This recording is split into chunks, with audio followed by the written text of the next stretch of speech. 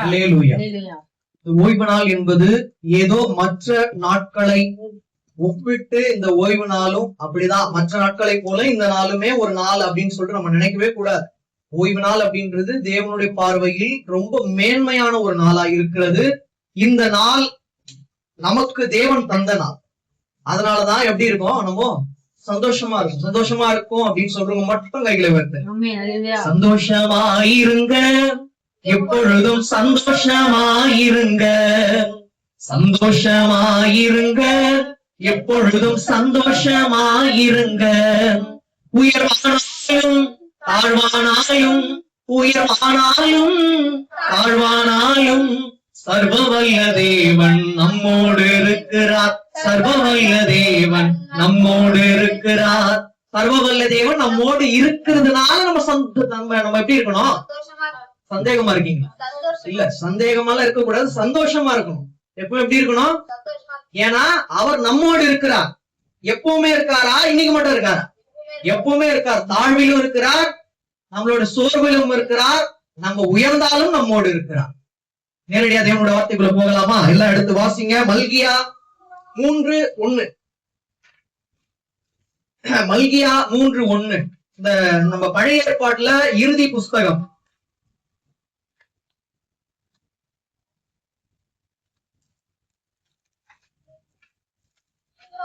இதோ நான் என் தூதனை அனுப்புகிறேன், அவன் எனக்கு முன்பாக போய் வழியை ஆயத்தம் பண்ணுவான். ஒரு நிமிஷம். அப்போ அடைக்கப்பட்ட வழியாக இருக்கலாம், ஆனால் தேவன் அவருடைய தூதனை அனுப்பி வழியை ஆயத்தம் பண்ணுவான். தேவன் இன்று தரக்கூடிய ஆவிக்குரிய மன்னா என்னன்னா, தூதனை அனுப்பி அடைக்கப்பட்ட வழியாக இருந்தாலும் அந்த வழியை தேவன் ஆயத்தம் பண்ணுவார். விசுவாசிக்கிற மாத்திரம் கைகளை வரணும். அப்ப நல்லா புரிஞ்சுக்கோங்க, தூதனை அனுப்பி உங்களுக்கு ஒரு வழியை தேவன் ஆயத்தம் பண்ணுவார், பண்ணிவிட்டார். அதுதான் தேவன் உங்களுக்கு தரக்கூடிய ஆவிக்குரிய வார்த்தை. தேவன் எப்படி இடைப்படுறாரோ அவர் இடைப்படட்டும். இதோ நான் என் தூதனை அனுப்புகிறேன், அவன் எனக்கு முன்பாக போய் வழியை ஆயத்தம் பண்ணுவான். அப்பொழுது நீங்கள் தேடுகிற ஆண்டவரும் உடன்படிக்கையின் தூதனமானவர் ஆலயத்திற்கு தீவிரமாய் வருவார். இதோ வருகிறார் என்று சேனைகளின் கர்த்தர் சொல்லுகிறார். நல்லா புரிஞ்சுக்கோங்க, இதுல 2 இருக்குது. ஒன்று தூதன் இருக்கும், இன்னொன்று உடன்படிக்கையின் தூதன். இதுல தூதன் இருக்கு பாத்தீங்களா, அது யாரை குறிக்குதுன்னா யோவான் ஸ்நானனை குறிக்குது. யாரை குறிக்குது? நம்ம பார்க்க போறோம். வேத ஆதாரத்தோட நம்ம பார்க்க போறோம். இது மல்கியா புஸ்தகம் உங்களுக்கு என்ன பண்ண மாட்டாங்க, அவ்வளவு எளிதா உங்களுக்கு கற்றுக் கொடுக்க மாட்டாங்க. மல்கியா புஸ்தகத்தை புரிந்து கொள்ள வேண்டுமானால் ஆவியின் ஞானம் வேணும். உலக அறிவு இருந்தால் மல்கியா புஸ்தகத்தை புரிந்து கொள்ள முடியாது. இது மல்கியாவால் எழுதப்பட்ட ஒரு புஸ்தகம், ரொம்ப ரொம்ப முக்கியமானது. பழைய ஏற்பாடுல இறுதி புஸ்தகம். இதுல பாருங்க, இந்த மல்கியாக்கு நேரம் எழுதிக்குங்க. மல்கியா புஸ்தகம் அப்படின்றது தேவனுடைய கடைசி குரல் அல்லது தேவனால் ஏவப்பட்டு அனுப்பப்பட்ட மல்கியாவின் கடைசி குரல். அப்போ இந்த மல்கியா அப்படின்றது ரொம்ப ரொம்ப முக்கியமானது. இவர் இத அவ்வளவு அழகா மறைமுகமா எழுதுறாரு. எப்படி எழுதுறாருன்னா, ஒரு தூதனை தேவன் என்ன பண்ணுவார், அனுப்புவாரு. அவரை அனுப்பும் போது வேற ஒரு தூதன், யாரு? உடன்படிக்கையின் தூதன் வெளிப்படுவார். அப்படின்னா யோவான் ஸ்நானன் இயேசு கிறிஸ்துவின் வருகையை குறிச்சு என்ன பண்ணாரு, அறிவிச்சாரு. பாத்தீங்களா? அதை ஞாபகம் வச்சுக்கோங்க. மேல ஒரு தூதன் இருக்கு பாத்தீங்களா, அந்த தூதன் அப்படின்னா யோவான் ஸ்நானன். அதுக்கப்புறம் உடன்படிக்கையின் தூதன்னா ஆண்டவராகிய இயேசு கிறிஸ்து. இந்த 2மே ரொம்ப ரொம்ப முக்கியமானது. ஒரு விஷயம் கூட நீங்க வாசிங்க. அத இதோ நான் என் தூதனை அனுப்புகிறேன், வழியை ஆயத்தம் பண்ணுவான்.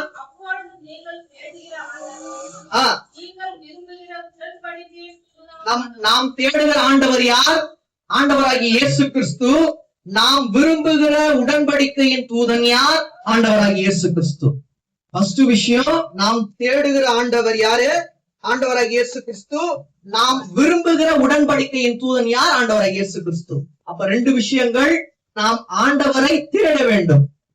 ஆண்டவராக இயேசு கிறிஸ்துவ ஃபர்ஸ்ட் என்ன பண்ணணும்? தேடணும். இரண்டாவது அவரை மட்டும் தான் விரும்பணும். அவர் யாரு? அப்போ உடன்படிக்கையின் தூதன், அவரே ஆண்டவர். அவரை நீங்கள் விரும்பி அவரை நீங்கள் தேடும் போது அவர் உங்களுக்காக வழியை ஆயத்தம் பண்ண தயாராக இருக்கிறார். யாரை கொண்டு? தூதனை கொண்டு. அவர் வராரு. அதாவது யோவான் ஸ்நானன் எனக்கு அப்புறமா வேற ஒருத்தர் வருவாரு, அவருடைய பாதரட்சைய தொடுத்து கூட நான் என்ன கிடையாது, தகுதியானவன் அல்ல, நான் அற்பமானவன் சொல்றாரு. அவர்கிட்ட கேக்குறாங்க, நீங்களா கிறிஸ்து? இல்ல, எனக்கு அப்புறமா வேற ஒருத்தர் வருவாரு, அவர் தான் உடன்படிக்கையின் தூதன். யோவான் ஸ்நானன் யாரு? வெறும் தூதன் தான். உடன்படிக்கையின் தூதன் வந்தாதான் நமக்கு விடுதலை, நமக்கு ஒரு வழியை தேவன் ஆயத்தம் பண்ணுவார். அப்ப நல்லா புரிஞ்சுக்கோங்க, உங்களுக்கு தூதன் வேணுமா, உடன்படிக்கையின் தூதன் வேணுமா? உடன்படிக்கையின் தூதன் வந்தாதான் விடுதலை, உங்களுக்கு ஒரு வழியை தேவன் ஆயத்தம் பண்ண காத்து கொண்டு இருக்கிறார். நீங்க என்ன பண்ணணும்? ஏசப்பா, இந்த வழி எனக்கு அடைக்கப்பட்டு இருக்கிறது, நீங்க எனக்கு வாக்கு கொடுத்திருக்கீங்க, தூதனை அனுப்பி வழியை ஆயத்தம் பண்ணுவேன்னு, எனக்கான வழி ஆயத்தம் பண்ணுங்கப்பா, என்னோட வாழ்க்கையை கொடுத்துறேன் அப்படின்னு நீங்க கேட்கும் போது உங்களுக்கான வழியை தேவன் ஆயத்தம் பண்ணுவார். அவரே உடன்படிக்கையின் தூதனாய் உங்கள் மத்தியில் நின்று உங்கள் யாவரையும் ஆசீர்வதிக்க வல்லவரா இருக்க நம்புகிற மாத்திரம் கைகள். இப்போ மல்கியா அப்படின்னா என்ன அர்த்தம் நம்ம பார்க்க போறோம். கர்த்தருடைய தூதன். இங்க தூதன் அப்படின்றது நான் சொன்ன யோவான் ஸ்நானனை குறிக்குதுன்னு சொன்னேன். வேற ஒண்ணு என்ன குறிக்குதுன்னா மல்கியாவையும் குறிக்கிறது. மல்கியா என்றால் கர்த்தருடைய தூதன் அப்படின்னு அர்த்தம். இதுல மல்கியா அப்படின்னு இருக்கு, மல்கி யா ரெண்டா பிரிக்கலாம். மல்கி பிளஸ் யா, அதாவது அந்த மல்கின்னு இருக்கு பாத்தீங்களா, அந்த மல்கி அப்படின்னா தூதன் அர்த்தம், யா அப்படின்னா கர்த்தர் அப்படின்னா அதான் அர்த்தம். அதாவது மல்கி பிளஸ் யா. மல்கி அப்படின்னா தூதன், யா அப்படின்னா கர்த்தர் அப்படின்னு என்ன அர்த்தம்? கர்த்தருடைய தூதன். அவர் வந்தால்தான் என்ன உங்களுக்கு வரும்? ஒரு வழியை தேவன் என்ன பண்ணுவார்? ஆயத்தம் பண்ணுவார். ஒரு காரியத்தை கூட நம்ம எடுத்து வாசிக்கலாம். அதுலயே நீங்க வாசிங்க, மல்கியா 3:6 வாசிங்க.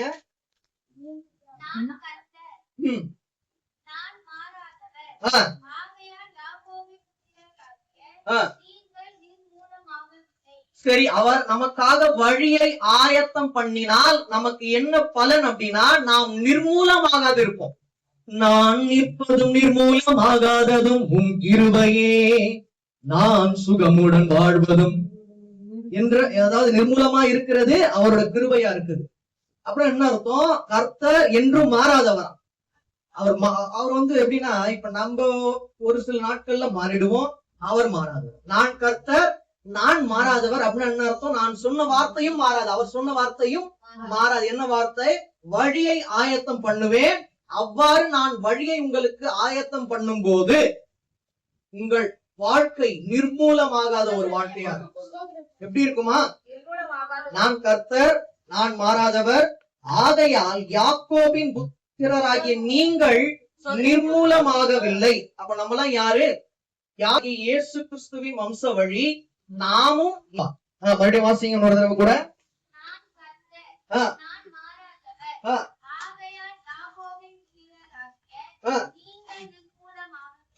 நிர்மூலமாகவில்லை. நான் மாறாதவர், நான் கர்த்தர், நான் அப்படியே விட்டுருவேன் உங்களை, ஒரு நாளும் நீங்கள் நிர்மூலமாவீங்க அப்படின்லாம் இருக்க மாட்டாரு.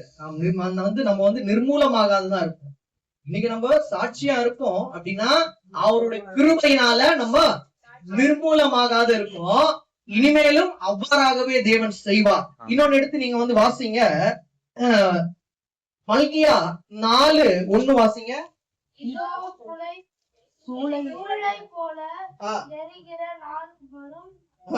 அப்பொழுது அகங்காரிகள் யாவரும் மந்திரமம் செய்கிற யாவரும் துரும்பாயிருப்பார்கள். வரப்போகிற அந்த நாள் அவர்களை சுட்டெரிக்கும். வரப்போகிற அந்த நாள் அவர்களை சுட்டெரிக்கும். யார? துன்மார்க்கன, அந்த ஒரு அக்கிரமான காரியங்களை செய்கிறவங்களை சுட்டெரிக்கும். ஏன் இதை உங்களுக்கு சொல்றேன்னா, தேவன் உங்களுக்கு ஒரு வார்த்தையை கொடுக்கிறாரு. அவர் உங்களுக்காக வழியை ஆயத்தம் பண்ணுவார் ஒன்று நம்ம பார்த்தோம். அவ்வாறு அவர் நமக்காக ஒரு வழியை ஆயத்தம் பண்ணும் போது நாம் நிர்மூலமாகாது இருப்போம். அவ்வாறு நாம் நிர்மூலமாகாது இருக்கும் போது யார் நம்மளோட வாழ்க்கையில துன்பமான காரியங்களை செய்தார்களோ, துன்மார்க்கமா இருந்தார்களோ, அவர்களை தேவன் சுட்டரிக்க போக நாள் வரப்போகிறது. அங்க நீங்க வந்து வாசிங்க. அப்பொழுது அக்கங்காரிகள் யாவரும் அக்கிரமம் செய்கிற குறும்பா இருப்பார்கள். விசுவாசிக்கிற மாத்திரம் கையில வரும். அதனால இந்த வசனத்தை வச்சு ஜெபம் பண்ணக்கூடாது. சுட்டரித்து போடும் ஆண்டவரே அப்படின்லாம் நீங்க ஜெபம் பண்ணக்கூடாது. தேவன் சொன்னால் ஆகும், அவர் கட்டளையிட நிற்கும். அந்த வார்த்தை உண்மை உள்ளது. அவர் உங்களுக்கு ஒரு வழியை ஆயத்தம் பண்ணி வைத்திருக்கிறாரு. நீங்க நிர்மூலமாகாது இருப்பீங்க. அவ்வாறு நீங்கள் நிர்மூலமாகாது இருக்கும் போது துன்மார்க்கன் அதாவது அந்த ஒரு துன்மார்க்கனுடைய வாழ்வு எப்படி இருக்கும்? சுட்டெரிந்து போகும்படியாக தேவன் செய்வார். அதாவது அவர்களுடைய நாள் அவர்களை சுட்டெரிக்கும். அப்படின்னு என்ன அர்த்தம்? ஒரு நாள் அவங்க கடந்து போறத ரொம்ப ஆச்சரியமா நினைப்பாங்க. ஏன்னா அவரோட நாள் சுட்டெரிக்கும் நாளாய் தேவன் வந்து மாற்ற போகிறார். அப்படியே கீழே வாசிங்க, நமக்கு என்ன ஆசீர்வாதம் இருக்கும்?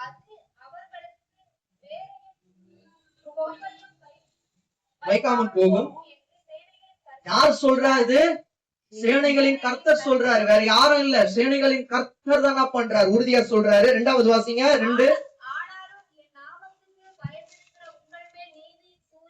விசுவாசிக்கிற மாத்திரம் கைகள். அவருடைய நாமத்தின் மேல் நம்ம பயமா இருக்கும், பயந்து இருக்கிறோம். அதனால நம் அனைவர் மேலும் நீதியின் சூரியன் உதிக்கும். ஆனா நம்மள சுட்டரிக்காது. அந்த வார்த்தை வேறு. அவர்களுடைய நாள் சுட்டெரிக்கும் நாளாய் இருக்கும். ஆனால் நாம் அவருடைய நாமத்தின் மேல எப்படி இருக்குமா? பயந்து இருக்கிறோம். அதனால நீங்க உங்கள் மேல் நீதியின் சூரியன் உதிக்கும். கண்டிப்பாய் நீதியின் சூரியனாகி ஆண்டவராக இயேசு கிறிஸ்து தினம் தினம் எங்களுடைய வாழ்க்கையில் உதிப்பார் அப்படின்னு சொல்றோம். மாத்திரம் ஆதியின் செட்டைகளின் கீழ் வியாதி இருக்கும்னு இருக்கா? ஆரோக்கியம் இருக்கும். இதுதான் ரொம்ப ரொம்ப முக்கியமானது. அவர் வழியை உண்டு பண்ணி அப்படிலாம் விட மாட்டாரு. துன்மார்க்கனுடைய நாள் சுட்டெரிக்கும் நாளா இருக்கும்.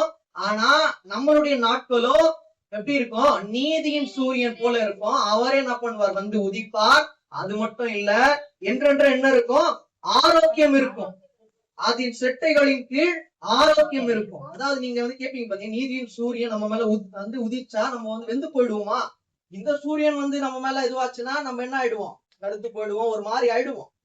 ஆனா ஆண்டவராகிய நீதியின் சூரியன் நம்ம மேல் வந்து உதிக்கும் போது அதன் செட்டைகளின் கீழ் என்ன இருக்குமா?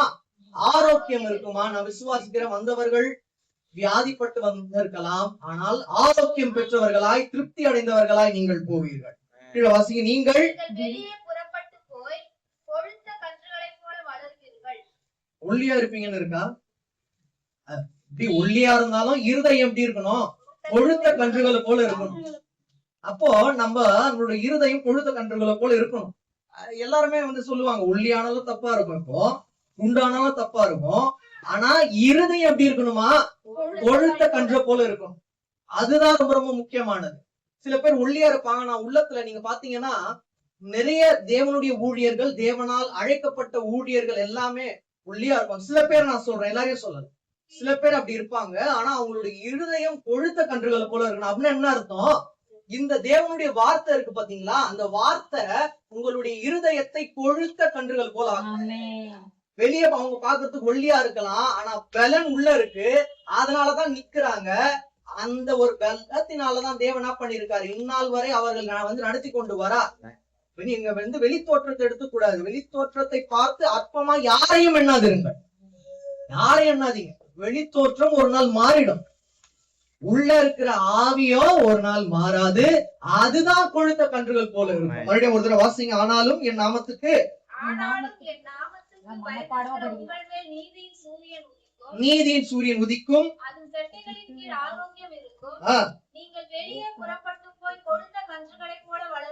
நீங்கள் வெளியே புறப்பட்டு போய் கொழுத்த கன்றுகளை போல வளருவீர்கள். அப்படின்னா என்ன அர்த்தம்? வெளியே பாக்குறவங்களும் ஆரம்பத்துல இருந்ததை விட இப்ப வேத ஞானத்தை தேவன் உங்களிடம் கொடுத்து விட்டார் அப்படின்னு சொல்ற அளவுக்கு வைப்பான். நம்ம எழுதணும் எடுத்துப்போம். வெளியே புறப்பட்டு போய் ஃபர்ஸ்ட் இருந்ததோட நீங்க கொஞ்சம் குண்டாயிட்டீங்க, பரவாயில்ல, அப்படி எடுத்துக்க கூடாது. இது வந்து நல்லா இருக்கு. இந்த வார்த்தையை நம்ம சொல்லலாம். யாரு கேட்டாலும் கொழுத்த கன்று போல இருக்கீங்கப்பா. அப்படி இல்ல, வேதத்துல இருக்கணும். வேதத்துல இதுவரை ஒல்லியா இருந்தோம், அறியாத இருந்தோம். வேதத்துல ஆழங்கள் இருக்கு. அந்த ஆழங்களை நீங்க அறிந்தாதான் அளவுக்கு அதிகமா சாப்பிட்டா குண்டாயிடுவோன்றது இல்ல, அப்படி எடுத்துக்கூடாது. அது சொல்லிட்டாங்க, தேவனோட வார்த்தை உறுதி ஆயிடுச்சு. வீட்டுக்கு போயிட்டு ஹைதராபாத்ல பிரியாணி வாங்கிட்டு கூட அந்த சிக்கன் லாலிபாப் ஒண்ணு சேர்த்து கொழுத்த கன்றுகள் போல அவங்க கிட்டத்தட்ட பாத்தீங்கன்னா 2 ஆள் சாப்பிடுற மாதிரி இருக்கும்.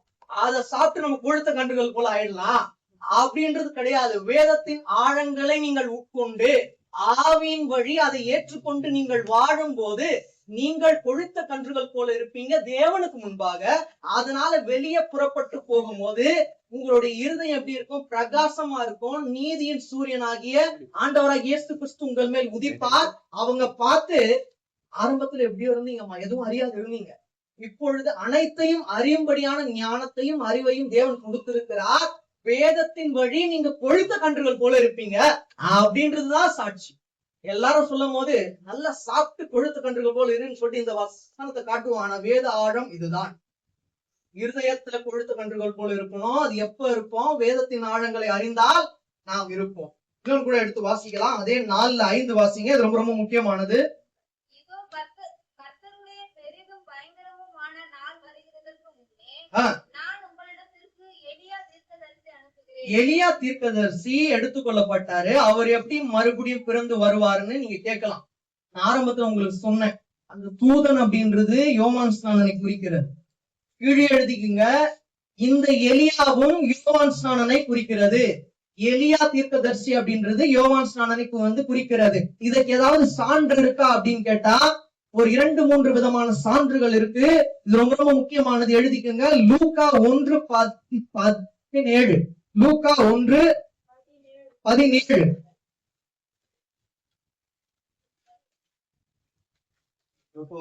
லூக்கா 1:17.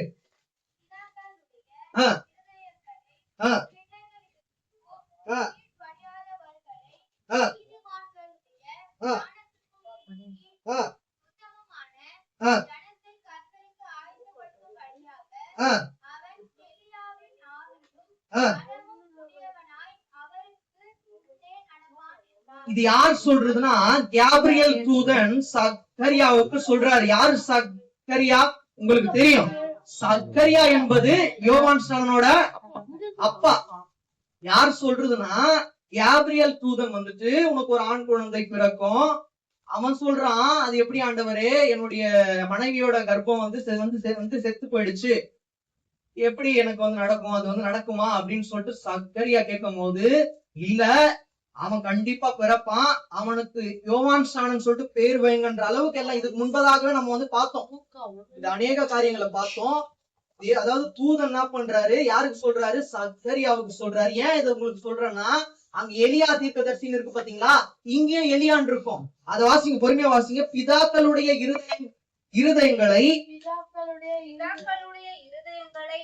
பிள்ளைகளிடத்திற்கும் கீழ்ப்படியாதவர்களை நீதிமான்களுடைய ஞானத்திற்கும் திருப்பி உத்தமமான ஜனத்தை கர்த்தருக்கு ஆயத்தப்படுத்தும்படியாக அவன் எலியாவின் ஆவியும் பலமும் உடையவனாய் அவருக்கு முன்னே நடப்பான் என்றார். யாருக்கு முன்னே? ஆண்டவராகிய இயேசு கிறிஸ்து முன்னே நடப்பான். யாரை பத்தி சொல்றாருன்னா யோவான் ஸ்நானனை பத்தி. யாரோட ஆவியை பெற்றுக்கொள்வான்? எலியாவின் ஆவியை பெற்றுக்கொண்டு பலமுடையவனாய் அவருக்கு முன்பாக நடப்பான் என்றான். அந்த ஒரு வார்த்தைக்கு தான் அப்பொழுது சக்கரியா தேவதூதனை நோக்கி, இதை நான் எதினால் அறிவேன்? நான் கிழவனாய் இருக்கிறேன், என் மனைவியும் வயது சென்றவளாய் இருக்கிறாளே என்றான். இத நான் ஒரு முக்கியமான ஒரு கூட்டத்துல இதை தேவன் பேச வைத்தார். இதை முழுமையா நீங்க பாக்கணும்னு யூடியூப்ல இருக்கு, நீங்க போயிட்டு பார்க்கலாம். அதாவது சக்கரியா அப்புறம் எலிசபெத், இவங்க 2 பேருக்கும் எவ்வாறு குழந்தை பிறந்தது, அவர்களுடைய கர்ப்பம் என்ன ஆச்சுன்னா செத்து போயிடுச்சு. நம்பிக்கை இல்ல சக்கரியாவுக்கே இல்ல. தேவ தூதனே என்ன சொல்றான், அவனுக்கு ஒரு ஆண் குழந்தை பிறக்கும் அப்படின்னு உறுதியா சொல்லும் போது அவர் நம்பல. எப்படி ஆண்டவரே, அதாவது என்னுடைய ஒய்ஃபுக்கு என்ன ஆயிடுச்சு, அவர் வயது சென்றவளானால். அதுக்கப்புறம் நீங்க பாத்தீங்கன்னா தூதன் என்ன பண்ணுவான், இந்த காரியம் நடந்தேறி முடியும் வரை நீ வாய் திறவாத இருப்ப, மௌனமா இருப்பேன். கீழே வாசிங்க. தேவதூதன் நான் தேவ சன்னிதானத்தில் நிற்கிற காபிரியேல் என்பவன். உன்னுடனே பேசவும் உனக்கு இந்த நற்செய்தியை அறிவிக்கவும் அனுப்பப்பட்டு வந்தேன். இதோ தகுந்த காலத்திலே நிறைவேறப் போகிற என் வார்த்தைகளை நீ விசுவாசியாதபடியினால் இவைகள் சம்பவிக்கும் நாள் மட்டும் நீ பேசக்கூடாமல் ஊமையா இருப்பாய் என்றார். அப்படியே நடந்தது. அந்த பிள்ளை பிறக்கிற வரைக்கும் அவர் ஊமையாதான் இருந்தாரு. ஆக்ஷன் தான், எல்லாமே ஆக்ஷன்ல தான் வந்து சொல்லுவாங்க. ஃபுல்லா அப்புறமா படிச்சு பாத்தீங்கன்னா எல்லாம் அந்த வாய் அவரால பேச முடியாது. ஆக்ஷன்ல தான் எல்லாத்தையும் சொல்லுவாரு. ஏன் அப்படின்னா அவர் சொன்ன வார்த்தைய அவர் விசுவாசிக்கல. யார் விசுவாசிக்கல? சகரியா. நீங்க விசுவாசிக்கிறீங்களா? விசுவாசிக்கிறீங்கன்னா கையில வேணும். அவர் அன்று மட்டும் ஒரு தூதனை அனுப்பல, இந்த ஒரு வாழ்க்கையிலயும் உங்களுக்கு முன்பாக ஒரு தூதனை அனுப்பி அவர் என்ன பண்ணுவாரு? வழியை ஆயத்தம் பண்ணுவார். அதுதான் அங்க இருக்கு. இங்க பாருங்க, எலியாவின் ஆவியும் பலமும் உடையவனாய் அவருக்கு முன்னே நடப்பான் என்றான். அப்படியே ஆனது. எங்க ஆச்சு அப்படின்னா நீங்க பாருங்க, அதே இதுல நீங்க பாருங்க 65 இருந்து வாசிங்க. அதனாலே அவர்களை சுற்றி வாசமாய் இருந்த யாவருக்கும் பயம் உண்டாயிற்று. மேலும் யூதேயாவின் மலைநாடு எங்கும் இந்த வர்த்தகமானங்கள் எல்லாம் சொல்லி கொள்ளப்பட்டது. அவைகளை கேள்விப்பட்டவர்கள் எல்லோரும் தங்கள் மனதிலே அவைகளை வைத்துக் கொண்டு இந்த பிள்ளை எப்படிப்பட்டதா இருக்குமோ என்றார்கள். கர்த்தருடைய கரம் அந்த பிள்ளையோடு இருந்தது. இப்போ கர்த்தருடைய கரம் அந்த பிள்ளையின் மேல் இருந்தது. உங்களுக்கு குழப்பமா இருக்கலாம், எங்க இது இந்த பிள்ளை பிறந்ததுன்னு சொல்லிட்டு எங்கேயுமே இல்லையே அப்படின்னு சொல்லிட்டு. 57 வாசிங்க. அப்போ உங்களுக்கு புரிஞ்சிருக்கும், யோவான் ஸ்நானனோட அப்பா அம்மா பேர் என்ன? அப்பாவோட பேரு சகரியா, அம்மாவின் பெயர் எலிசபெத். எலிசபெத் பிரசவ காலம் நிறைவேறின போது அவள் ஒரு புத்திரனை பெற்றாள். ஆண் குழந்தைய பெற்றெடுக்கிறாங்களா? அப்ப தேவதூதன் சொன்ன வார்த்தை நிறைவேறியது. அதுக்கப்புறம் பாருங்க, கர்த்தர் அவளிடத்தில் தம்முடைய இரக்கத்தை விளங்க பண்ணினார் என்று அவளுடைய அயலத்தாரும் 10 ஜனங்களும் கேள்விப்பட்டு அவளுடனே கூட சந்தோஷப்பட்டார்கள். உங்களுக்கு காரியங்கள் ஆகாதென்று அனைவரும் என்ன பண்ணிருக்கலாம்? உங்களை ஒதுக்கி வைத்திருக்கலாம். ஆனால் தேவன் உங்களுக்காக சொன்ன வார்த்தை வெகு சீக்கிரத்துல நிறைவேறும் போது பந்து ஜனங்கள் அனைவரும் உங்களோடு சேர்ந்து சந்தோஷப்படும்படியாக தேவன் செய்வார். அதான் ஆரம்பத்துல சொன்ன வழி ஆயத்தம் பண்ணுவார். வழி அடைக்கப்பட்டிருந்தது. எப்படி? பிரசவம் பெறாதபடிக்கு வயதாயிடுச்சு, கர்ப்பமும் செத்து போயிற்று, உலக டாக்டர்ஸால முடியாத தேவனால். அத சக்கரை என்ன பண்ணுவான்? மாம்சத்தில் நம்பாதவன் எப்படி ஆகும்? தேவதூதனே சொன்னால் கண்டிப்பாக ஆகும். நீ விசுவாசியாமல் இருக்க, அதனால இந்த காரியம் நடந்தேறும் வரை நீ ஊமையா இருப்ப. அது வரைக்கும் இருப்பா இருப்பாருங்க. வாசிங்க அப்படியே வாசிங்க. 59 வாசிங்க. 8ஆம் நாளிலே பிள்ளைக்கு விருத்த சேதனம் பண்ணும்படிக்கு அவர்கள் வந்து அதன் தகப்பனுடைய நாமத்தின்படி அதற்கு சகரியா என்று பெயரிட போனார்கள். அப்படி ஜனங்கள்லாம் அவங்க என்ன பண்றாங்க? அந்த பிள்ளைக்கு சகரியா, அவங்க அப்பாவோட பெயரே வைக்கலாம்னு சொல்லிட்டு சகரியான்னு சொல்லிட்டு பெயரிட போனார்கள். ஆனா அந்த தீர்க்க தரிசனம் என்ன ஆகாது? நிறைவேறாது.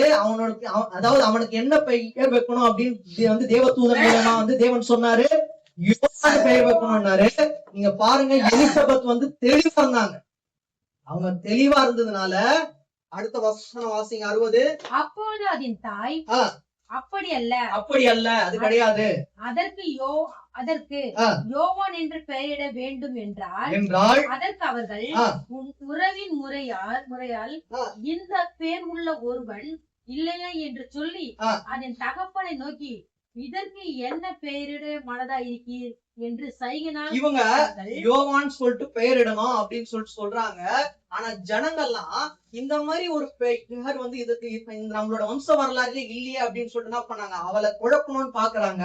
அவள் தெளிவா என்ன பண்றா? அவங்களோட புருஷன்கிட்ட போயிட்டு இந்த பெயர் உங்களுக்கு சரியா இல்ல வேற ஏதாச்சும் நீங்க வச்சிருக்கீங்களா அப்படின்னு அவள் யார்கிட்ட கேக்குறா? சகரியா கிட்ட கேக்குறா. வாசிங்க 63. அவன் எழுந்து பலகையை ஏன் எடுக்கிறான்? எழுந்து பலகையை ஏன் எடுக்கிறான்? அவன் ஊமையா இருக்கான், அவனால பேச முடியல. உங்களுக்கு புரியுதுங்களா என்று தேவதூதன் சொல்றாரு. பாத்தீங்களா? இந்த காரியம் நடந்தேறி முடியும் வரை நீ ஊமையா இருப்ப. எழுத்து பலகை எடுத்து எழுதான், என்ன எழுதிருப்பான்? யோவான்னு பெயரிடு அப்படின்னு. அப்போ எலிசபெத் சக்கரியா இவங்கள் இருவருமே என்ன நினைத்தார்களோ அது ஒன்றுபட்டு இருக்கு. இதுதான் தேவனுக்கு பிரியமானது. தேவன் என்ன சொல்றாரு? கணவன் மனைவி இவங்க இருவரும் சேர்ந்து ஜெபம் பண்ணும் போது அதுதான் தேவனுக்கு பிரியமா இருக்கு. இதோட உள்ள ஆழத்தை நீங்க புரிஞ்சுப்பீங்க நான் என்ன சொல்ல வரேன்னு. நீங்க மட்டும் உள்ள ஆழத்துல இருந்து ஜெபம் பண்ண போதாது, இருக்கையும் இணைய வேண்டும். அது தேவனுக்கு பிரியமானது. அதுதான் தேவன் சொல்றார். எலிசபெத் சக்கரியா இருவருமே ஒன்று சேர்ந்து பெயர் வைத்ததினால் அவன் அநேக பேருக்கு ஒரு ஆசீர்வாதமா இருந்தான். ஞான ஸ்நானம் கொடுக்கிற ஒரு பெரிய பாக்கியத்தை பெற்றுக்கொண்டான். ஏன்னா அவன் எலியாவை அதாவது எலியாவின் ஆவியை பெறுவான்னு சொல்லிட்டு உலக மனுஷன் ஏதோ தீர்க்க தரிசனமா சொல்லல, தேவனால் அனுப்பப்பட்ட தேவ தூதனாகிய கேப்ரியல் சொன்ன வார்த்தை அது நிறைவேறினது. அப்படியே வாசிங்க. அவன் எழுத்து பலகை எடுத்து அதை கேட்டு வாங்கி இவன் பேர் யோவான் என்று எழுதினான். இணைக்கப்பட்டிருக்கு பாத்தீங்களா? அவங்க எலிசபெத் என்னன்னு சொன்னாங்க? யோவான் சொன்னாங்க. இவர் என்ன சொல்றாரு? யோவான் என்று எழுதினான். எல்லாரும் ஆச்சரியப்பட்டாங்க. அப்படிதான் உங்களோட வாழ்க்கை ஆச்சரியப்பட்டு எல்லாரும் சந்தோஷப்படும்படியாக தான் உங்களோட வாழ்க்கையை தேவன் மாற்ற வல்லவரா இருக்கிறார். விசுவாசிக்கிற மாத்திரம் கையில. இப்போ ஒரு கேள்வி வரும். அப்ப அவனுடைய வாய் திறந்ததா இல்லையா? ஊமையா இருந்தவன் வாய் திறந்து பேசினானா இல்லையானா? 64 பாருங்க. உடனே அவனுடைய வாய் திறக்கப்பட்டது. என்ன அர்த்தம்? விசுவாசிக்கலனா நீங்க மௌனமா இருப்பீங்க, விசுவாசிங்கன்னா உங்களோட வாய் திறக்கப்படும். அப்படின்னா நீங்க விசுவாசிக்கலனா உங்களோட வாழ்க்கை ஊமையான வாழ்க்கையா இருக்கும்.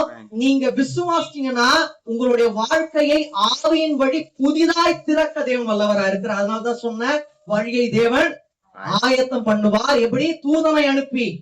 இங்க தூதனை அனுப்புறாரா? தூதனை அனுப்பி யாரோட வாழ்க்கை என்ன பண்ணாரு? அவரு ஆயத்தம் பண்ணி திறந்தாரு.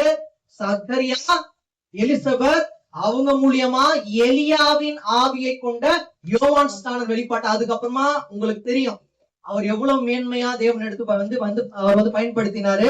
அவர் தெளிவா சொல்றாரு, நான் கிறிஸ்து கிடையாது, எனக்கு பின்பதாக ஒருவர் வருவார், அவர் தான் ஆண்டவராகிய இயேசு கிறிஸ்து.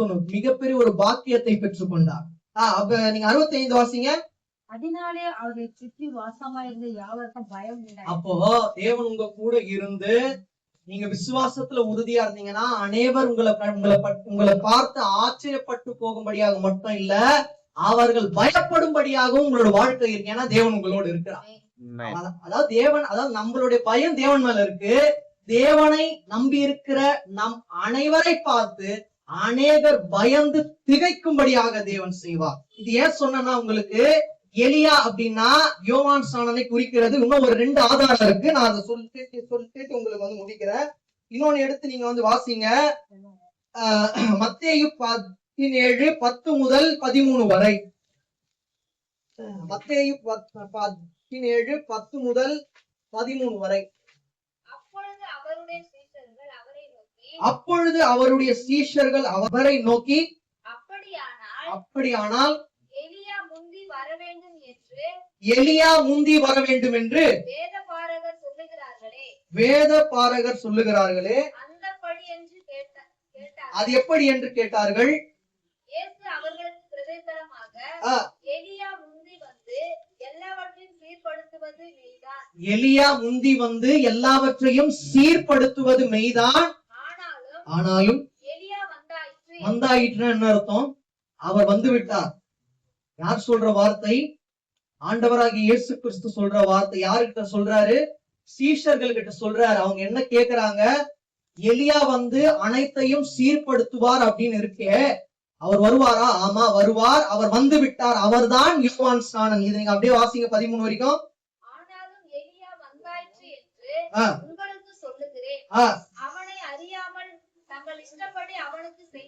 செய்தார்கள் என்றார். அவர் யோவான் ஸ்நானனை குறித்து தங்களுக்கு சொன்னார் என்று சீஷர்கள் அப்பொழுது அறிந்து கொண்டார்கள். இப்போ உங்களுக்கு புரியுதா எலியா யாருன்னு? அதாவது சீஷர்கள் அப்பதான் அறிஞ்சுக்கிறாங்க எலியா அப்படின்றத யோவான் ஸ்நானகனை தான் குறிக்குது. இத பத்தி தான் ஆண்டவராகிய இயேசு கிறிஸ்து சொல்றாருன்னு சொல்லிட்டு அவங்க என்ன பண்றாங்க? அறிஞ்சிருக்காங்க. அப்ப நல்லா புரிஞ்சுக்கோங்க, எலியா அப்படின்னா யோவான் ஸ்நானனை மெய்யாகவே குறிக்கிறது. இன்னும் கூட ஒரு 2-3 காரியங்கள், நான் ஒரு முக்கியமான காரியங்கள் சொல்றேன். நீங்க இங்க வாங்க, மல்கியா வாங்க, 2ஆம் அதிகாரம் எடுத்துக்கோங்க. 2ஆம் அதிகாரம் 4. லேவியோடும் பண்ணின என் உடன்படிக்கை நிலைத்திருக்கும்படிக்கு அப்போ ரொம்ப ரொம்ப முக்கியமாக இருக்கு. மல்கியா நான் ஆரம்பத்துல சொன்ன கர்த்தருடைய தூதன் அப்படின்னு சொல்லிட்டு, அதாவது மல்கியா அப்படின்னா கர்த்தருடைய தூதன் அர்த்தம்னு சொன்னேன். மல்கியா என்ன ஒரு சந்ததியில இருந்து வந்திருப்பார் அப்படின்னு சொல்லிட்டு ஒரு கேள்வி இருக்கும். ஆனா வேதத்துல இவரு மல்கியா வந்துட்டு இந்த சந்ததியில இருந்தா வந்தாரு அப்படின்னு சொல்லிட்டு வெளிப்படைய எங்க என்ன பண்ணல, சொல்லப்படல. ஆனா அவர் இந்த சந்ததியில இருந்து வந்திருக்கலாம் அப்படின்னு ஒரு சில சான்று இருக்கு. நான் அந்த ஒரு விஷயங்களை மட்டும் உங்களுக்கு நான் சொல்றேன். அந்த 4 வாசிங்க. லேவியோடு பண்ணின என் அப்போ மல்கியா லேவி அந்த ஒரு சந்ததியா இருந்திருக்கலாம் அப்படின்னு வேத ஒரு வேத அறிஞர்கள் என்ன பண்றாங்க, விசுவாசிக்கிறாங்க. இதுல இருக்கு பாருங்க, லேவியரோடு பண்ணின என் உடன்படிக்கையை இருக்கும்படிக்கு இந்த கட்டளையை உங்களிடத்துக்கு அனுப்பினேன் என்கிறதை அப்பொழுது அறிந்து கொள்வீர்கள் என்று சேனையில் கர்த்தர் சொல்லுகிறார். 2:8 வாசிங்க. 2ஆம் அதிகாரம் 8. நீங்களோ வழியை விட்டு விலகி அநேகரை வேதத்தை குறித்து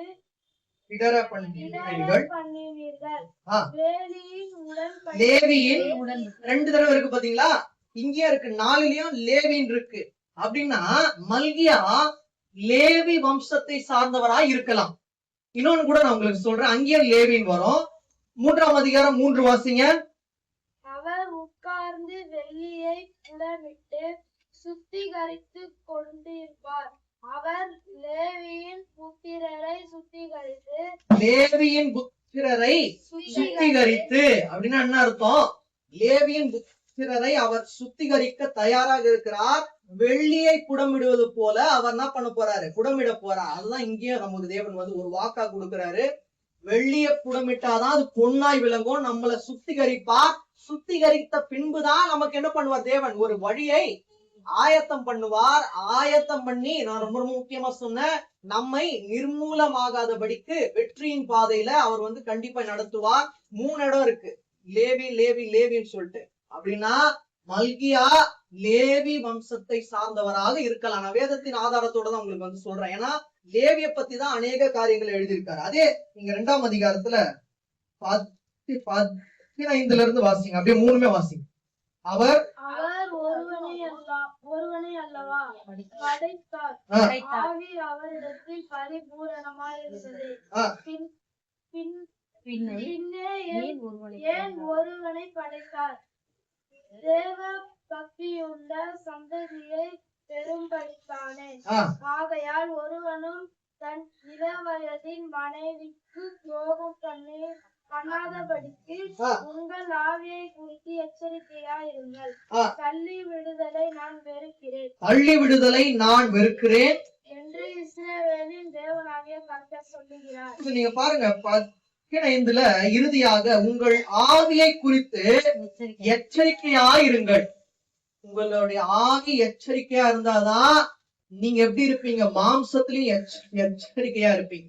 இன்னைக்கு அநேக விவாகரத்து, டிவோர்ஸ் ஏன் நடக்குது அப்படின்னா தேவனுக்கு பயப்படுற பயம் இல்ல, நீங்க ஆவியில எச்சரிக்கையா இல்ல. அப்ப ஆவியில எச்சரிக்கையா இருந்தாதான் அந்த டிவோர்ஸ் அப்படின்றது என்ன ஆகும், கொஞ்சம் கொஞ்சமா விட்டு விலகும். விவாகரத்து, அந்த ஒரு தள்ளி விடுதலை தேவன் இருக்கிறார்.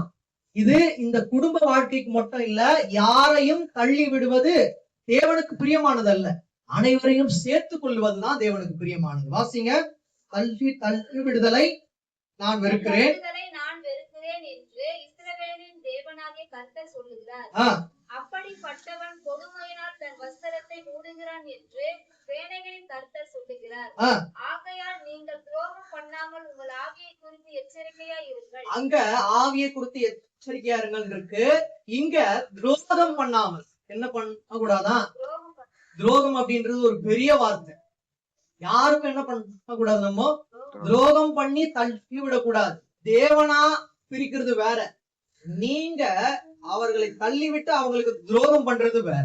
அப்ப நீங்க ஆவிக்கு எச்சரிக்கையா இருந்தா யாருக்கும் நீங்க என்ன பண்ண மாட்டீங்க, துரோகம் செய்ய மாட்டீங்க, யாரையும் தள்ளி விட மாட்டீங்க. இறுதி வசனம் வாசிங்க. உங்கள் வார்த்தைகளினாலே கர்த்தரை வருத்தப்படுத்தாதீர்கள். அப்ப அவனோட வார்த்தைகள் எப்படி இருக்கணும், தேவனை பிரியப்படுத்துகிற வார்த்தையா இருக்கணும், தேவனை வருத்தப்படுத்துற வார்த்தையா இருக்கக்கூடாது.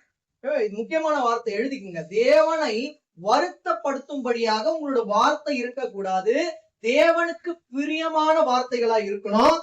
அதுக்கப்புறம் ஆனாலும் எதினாலே அவரை வருத்தப்படுத்துகிறோம் என்கிறீர்கள். நான் என்ன சொல்லிட்டேன்னு சொல்லிட்டு அவரு ரொம்ப கோபமா இருக்காரு. நம்ம கேட்போம் இல்லையா, இத அநேக விதமா நம்ம வந்து கேட்போம்.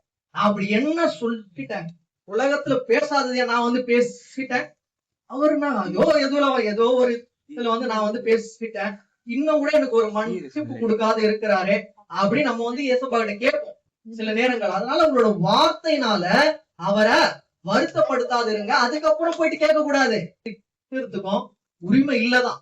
ஏன்னா அவர் சுத்த கண்ணன், பாவம் இல்லாதவர்.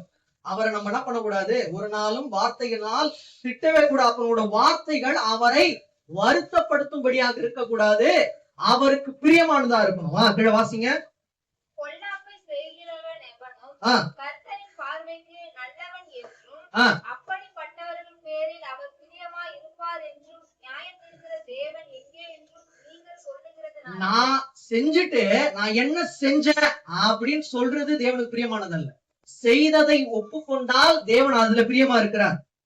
நான் செஞ்சுட்டு ஆமா நான் வந்து பாவம் செஞ்சேன், உலகத்துல செய்யாததை நான் வந்து செஞ்சேன் அப்படி கேட்கறது இல்ல. ஆனா பாவிதான், ஆனாலும் என்னோட வாழ்க்கையை மாற்ற நீங்கள் வல்லவரா இருக்கிறீர். அதனால இனிமேட்டு என்னோட வார்த்தை உங்களை வருத்தப்படுத்தும் வார்த்தையா இருக்காது, உங்களை உயர்த்தும்படியாக தான் இருக்கும். நீங்க என்னோட வார்த்தையை கண்டு நீங்க சந்தோஷப்படும்படியாக தான் இருக்கும். இன்னைக்கு நம்ம பார்த்த காரியங்கள் எல்லாத்தையும் உங்களோட வாழ்க்கையில நீங்க செய்வீர்களானால் மல்கியா 1-2 வாசிங்க முடிக்கலாம். அந்த முதல் பாகம் மட்டும் வாசி. 1-2 நான் சிநேகித்தேன் என்று யார் சொல்றாரு? யாரோ சொல்றத நம்புறோம்ல, நான் உங்களை சிநேகிக்கிறேன் அப்படின்னு யாரோ சொல்றத நம்புறோம். அவரே சொல்றார். இறுதியாக தேவன் சொல்ற வார்த்தை நீங்க கேட்கலாம், ஏன் அவர் நமக்காக வழியை ஆயத்த பண்ண வேண்டும், ஏன் அவர் நம்மை நிர்மூலமாக்காத இன்னைக்கு வரைக்கும் ஜீவனை கொடுக்க வேண்டும்னா அவர் நம்ம மேல சிநேகமா இருக்கார். சிநேகமா இருக்கிறதுனாலதான் நாம் இன்று வரை நிர்மூலமாகாது இருக்கிறோம். நான் விசுவாசிக்கிறேன், தேவன் சொன்ன வார்த்தையின்படி அவர் உங்களுக்காக ஒரு தூதனை அனுப்பி உங்களுக்கு ஒரு வழியை ஆயத்தம் பண்ணுவார். அன்று யோவான் ஸ்நானன் எப்படி ஒரு வழியை ஆயத்தம் பண்ணி ஆண்டவராகிய இயேசு கிறிஸ்து வருவதற்காக ஒரு வழியை ஏற்பாடு செய்தானோ, தேவன் நம்மளோட வாழ்க்கையிலும் புதிய காரியங்களை செய்ய ஒரு தூதனை அனுப்பி நமக்காக ஒரு வழியை ஆயத்தம் பண்ணுவார். அப்பொழுது நாம் நிர்மூலமாகாமல் இருப்போம். நிர்மூலமாகாமல் இருந்து தேவனுக்குள்ளாக சந்தோஷப்பட்டு அனைவரும் நம்ம கூட சேர்ந்து ஆச்சரியப்பட்டு சந்தோஷப்படும்படியாக தேவன் செய்வார். அனைவரும் நம்மை பார்த்து பயப்படுவாங்க, ஏன்னா நம்ம பயம்லாம் தேவன் மேல இருக்கு. அதனால அனைவரும் நம்மை பார்த்து பயப்படும்படியாக தேவன் செய்வார். கண்களை மூடலாம். அன்பின் பிதாவே,